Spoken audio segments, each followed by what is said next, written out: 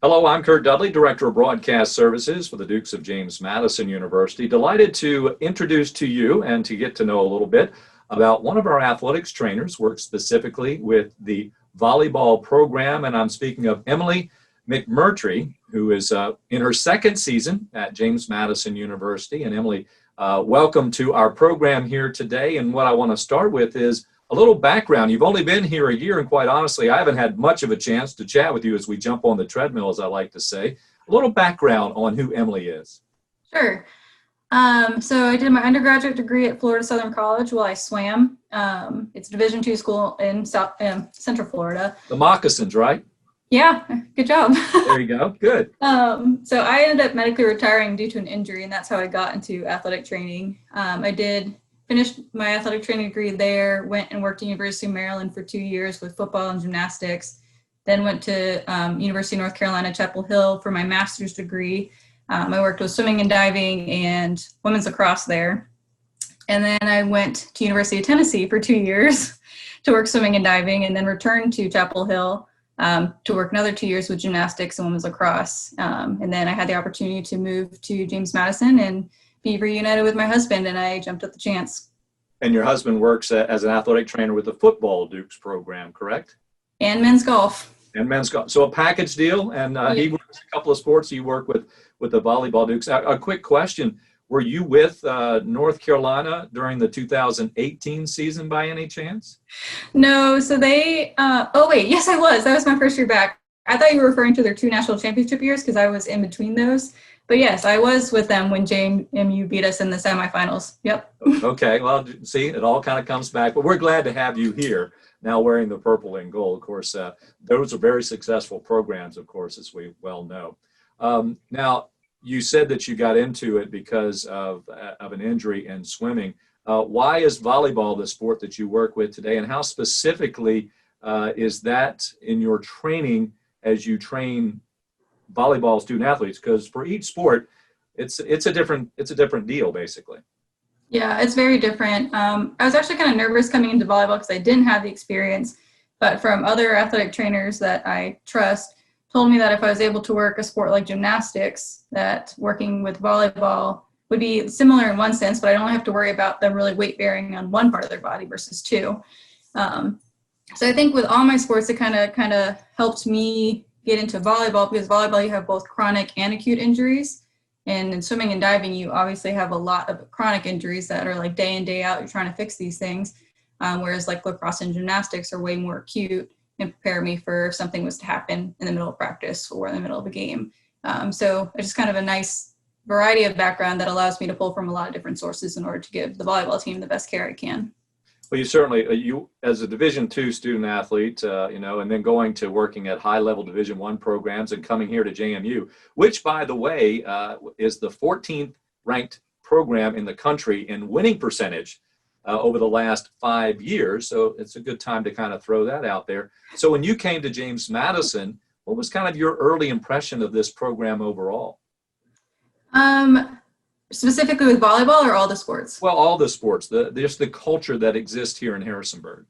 I think it was, when you think about JMU, you think of it as being more of a smaller Division I school versus like your Power 5, but very successful. And it always blew my mind that James Madison was not in like the ACC or I guess Big Ten or whatever else is around us. It's just like, I feel like so many of those sports can be successful at that level. So I'm just like, why aren't we there? But so it's just like coming in, it was kind of cool to see like the inner workings of what, like, maybe we don't have as many resources here as we would at a Power 5, but like still super successful, and like you still make things work. And so you don't need all the bells and whistles in order to obviously be the 14th winningest school in the country. So it's kind of cool.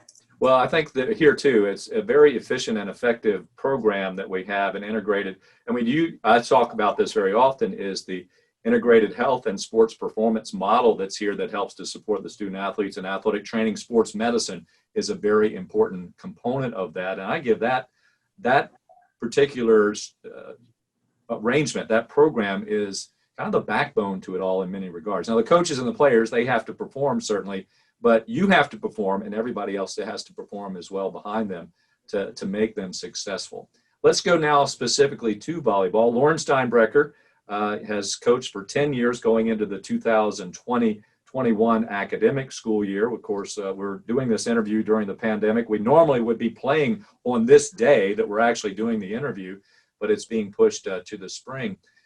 So with the volleyball program, do you feel like maybe as another coach yourself with a specific, you got recruiting coordinators, you got defensive specialist coaches, do you feel like you're really one of the coaches in dealing with athletic training? No, no, I don't. We make jokes all the time that I put my foot in my mouth with like technical terms, and we were on with a recruit the other day and I was demonstrating like why I liked the twisting back set versus the actual back set. And yeah, I got a lot of flack for my demonstration. So no, I don't think I am one of the coaches. Like I'm just someone who's kind of more behind the scenes, just trying to make sure that they're ready and prepared from like a physical, emotional, and mental standpoint to actually practice in order to play. So like I'm like the step, I don't know, not the step behind, but well, I guess maybe in my phrasing of it, what I meant is an extension of the staff, not necessarily in teaching and the techniques of volleyball, but in your support within the coaches. You feel like you can walk right into Coach Steinbrecker's office and feel like part of her staff from that way, I guess. Oh yeah. Like, first of all, Lauren is like super welcoming and like friendly and open arms. So she's just someone who's made me feel comfortable here from day one. And I know that if I ever have something we need to discuss, that I can call her, text her, walk into her office, and it's well received. Okay. So if you're, a prospective student athlete, don't worry. Emily will not be out there teaching you how to dig, okay? But she'll teach you definitely how to stay safe, and she'll be watching you stay safe as well. I mentioned the Integrated Health and Sports Performance Program. How much do you interact with, say, Dr. Bob Harmison from sports psychology, the nutritionist group, and other areas, even academics to a certain degree, probably lesser there than those others because you're talking more about the physical and the mental, as opposed to, although academic can be mental as well. How much do you work? Well, it is actually. How much do you work with them, on a semi-regular basis? How much communication do you have with those groups? With Elise, Lauren, the head dietitian, and then Scott, who's our academic advisor, I speak with them at least weekly, if not more. We meet on a weekly basis just to discuss the athletes as a whole, including obviously Robbie and the rest of the coaching staff. So I talk to them weekly. And then as far as Dr. Bob is concerned, I typically only reach out if I have a student athlete I'm concerned about and want to put on his radar. I also work with Melinda up in the counseling services. She's another resource. If they want someone that they would like to talk to a female rather than a male, then I try to refer to her instead. Mm-hmm. Yeah, when you're talking about Robbie Ormsby, who helps with the strength and conditioning, I'm sure we'll have some conversations with him coming up in the not too distant future as well.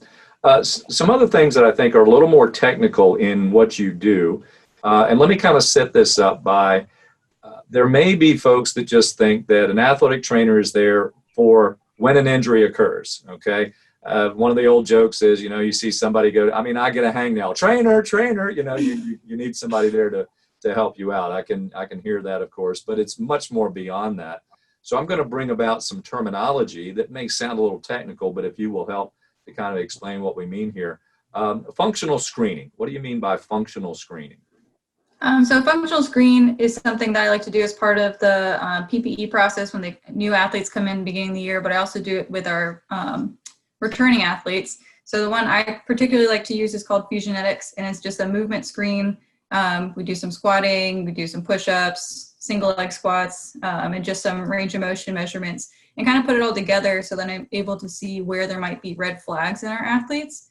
And if they score poorly enough, then they come and do prehab with me. So basically trying to fix these little maybe muscle imbalances before they become a true issue. And then for the girls who score well enough, we do a warm up to help prevent injuries every day before practice. And I look at the girls across the board and see where are the commonalities and how can I incorporate them into the rehab. And with a functional screen, I know I said I do it at the beginning of the year, but I also like to do it after season and in the spring just to see how their bodies fluctuate throughout the just getting that you got a baseline and you're going to compare to that baseline, certainly. So you said you used the phrase prehab. What's prehab all about? We think rehab after an injury that is. What about prehab? So rehab is something that it's like technically rehab, but you're not rehabbing a true injury. You're trying to prevent an injury from happening.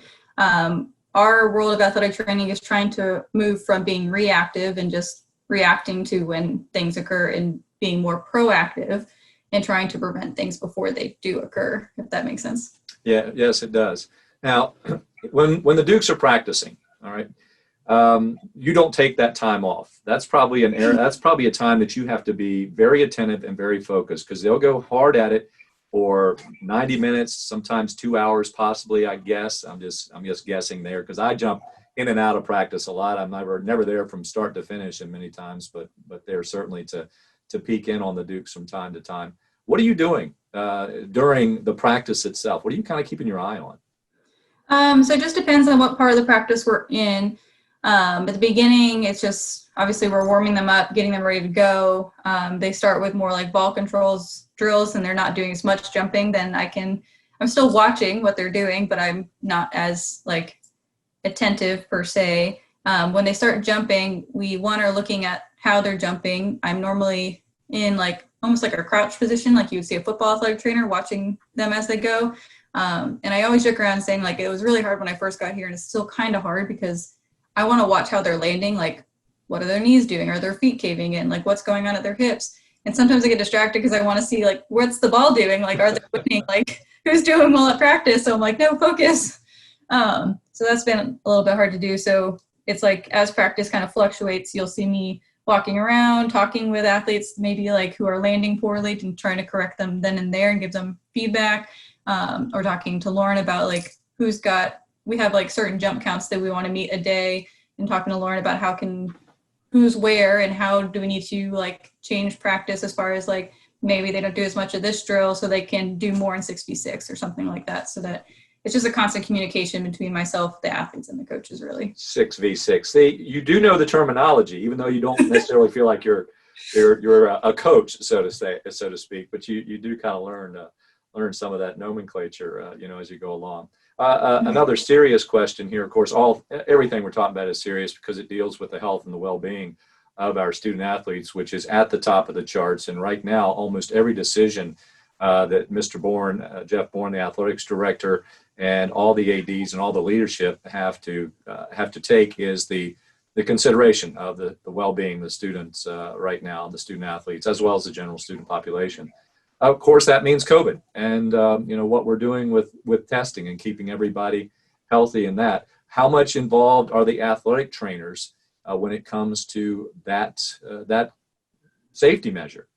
Yeah, we're very involved. I mean, we're the ones who are actually doing the testing right now. We're the ones who are making sure that the athletes every day are filling out this survey that says that they don't have any symptoms, no temperature. The girls know that if they start having symptoms, they're to call me immediately, just to let me know, so I can like talk it over with Dr. Strawn. Do I need to freeze people? We call it freeze tag. So we're going to freeze you until we actually get a positive test. And then if you're positive, then we're isolating and quarantining. And then if they are isolated and quarantined, then we're checking in on those who are isolated, who actually have COVID daily. And then those who are quarantined, checking in them at least twice a week, just to make sure that they're not getting symptoms, but also like how is their mental health, and do they have access to the food they need. So it's quite expanded our job a little bit. There were a couple of weeks there where I felt more like an admin assistant than an athletic trainer. Mm-hmm. Grateful that we've been able to practice 3 straight weeks in a row now. And I'm like, wow, I'm doing my job again. Right. Well, a lot of us would like to do that, I know. And of course, this is part of my job, but I would probably be at Godwin Hall tonight, maybe if the Dukes were at home and doing one of their matches, on our video stream programming. But I certainly applaud the athletic trainers and all the support staff back behind the scenes for the Dukes. So Emily, to close up here, you're still pretty young in your career, but when you look at this in the occupation that you've chosen, what gives you a really good sense of satisfaction at the end of the day in what you do for your student athletes?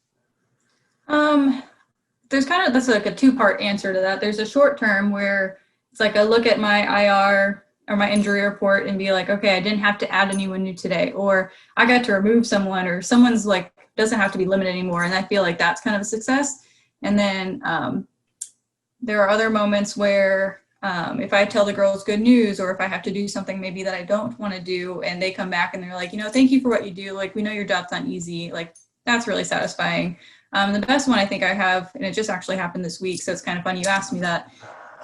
I had an athlete a few years back who had really struggled with mental health, and there was a few times where I had to talk him off the ledge per se. And now to see him thriving, like he got his dream job, his girlfriend and him just bought a house, like he's doing so well, and it's just like so rewarding that like I was in the trenches with this kid, not even like from an injury standpoint, but a mental health standpoint, and to see him thriving. Like I'd love to like look back and see some of these volleyball athletes doing the same thing. Very good. And so a little quantitative as well as life qualitative, a little bit of both sides there. Emily, it's been a pleasure to chat with you. Thank you for sharing this. And we look forward to seeing you at Godwin Hall and in the future under normal circumstances, because Godwin Hall is a fun place to watch JMU volleyball. Thanks again. Thank you. I'm Kurt Dudley for JMU Athletics Communication, Director of Broadcast Services. Have a great purple and gold day.